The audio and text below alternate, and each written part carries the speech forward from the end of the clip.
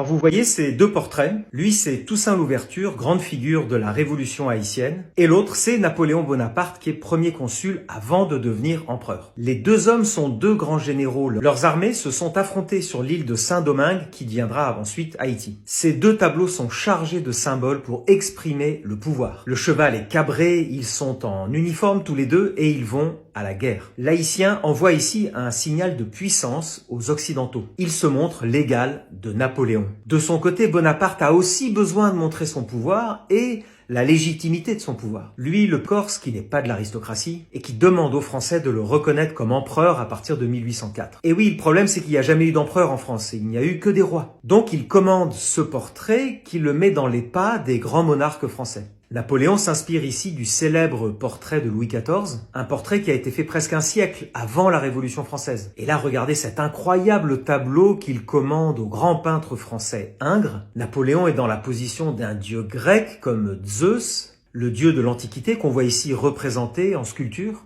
Vous remarquerez sur la tête de l'empereur la couronne de laurier. C'est le symbole des empereurs romains, vous la voyez ici sur la tête de César, et cette couronne viendrait elle-même de la Grèce antique, donc bien avant Rome. Vous retrouverez aussi sur Napoléon ce lourd manteau de velours rouge, qui est aussi un symbole impérial depuis très longtemps. Napoléon va encore plus loin dans la référence historique puisqu'il porte le sceptre dit de Charlemagne qui est couronné d'une statue miniature. Il se met dans les pas d'un passé carolingien en remontant carrément jusqu'à Clovis, le premier roi des Français. Autour de son cou, il porte l'imposant collier de la Légion d'honneur. C'est la Grand Croix de la Légion d'honneur, qu'on retrouvera d'ailleurs sur la plupart des présidents de la République, comme ici par exemple sur Paul Deschanel en 1920, jusqu'à Georges Pompidou en 1969. Vers 1870, la photographie s'impose et avec elle, la République. Et là, tout est plus sobre, plus besoin de tableaux grandiloquents. Le pouvoir est symbolisé autrement, par le regard,